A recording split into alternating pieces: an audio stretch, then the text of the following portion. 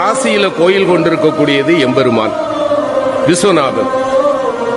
அந்த விஸ்வநாத பெருமானுக்கு ஒரு நாள் ஒரு ஆசை வந்துதான்.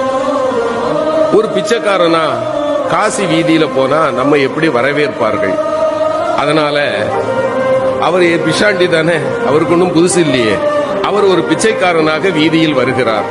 வந்து வீடு வீடாக கையேந்துகிறார். காலையிலிருந்து மாலை வரை காசிமா நகர் முழுக்க அலைந்த பிறகும் அன்னபூரணியினுடைய கணவனுக்கு ஒரு பிடி சோறு கொடுப்பதற்கு யாரும் தயாராக இல்லை. பசியால வாடிப்போன நிலையில் இருந்த எம்பெருமான் மாலை வேளையில் காசி நகரத்தினுடைய சாக்கடைகள் எல்லாம் சங்கமமாகின்ற பகுதி, அந்த பகுதியில போய் சேர்க்கிறார்.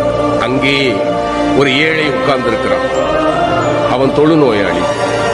அவனை சுற்றி 4 நாய்கள் இருக்கின்றன. அவன் வேலை என்ன தெரியுமா?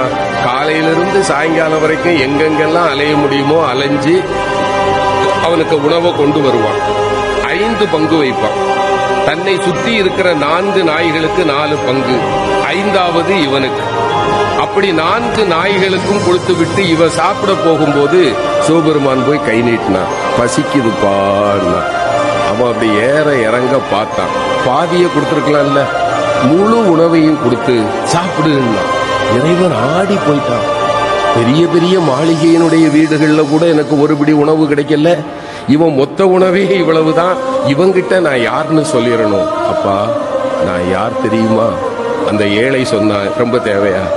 பசிய பத்தியும் எனக்கு தையா தெரியும். நானாவது காலையிலிருந்து தான் சாப்பிடல, உன்னை பார்த்தா 3 நாளா சாப்பிடாத அசாமி மாதிரி தெரியுது. சாப்பிடு, உன் கதையை சொல்லு.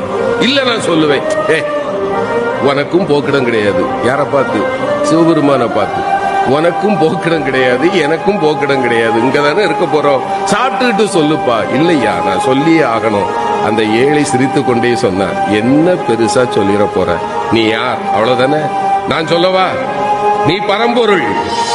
இங்கு கோயில் கொண்டிருக்கக்கூடிய காசி விஸ்வநாதன் நீ. சரிதானப்பான்னா.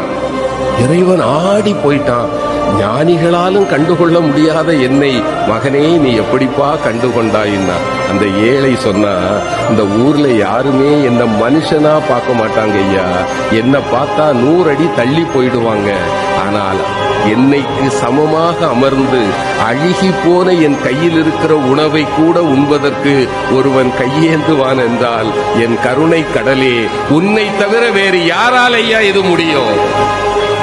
நீ என் முன்னே வந்து அமர்ந்த போதே நான் கண்டுகொண்டேன் நீ யார் என்று.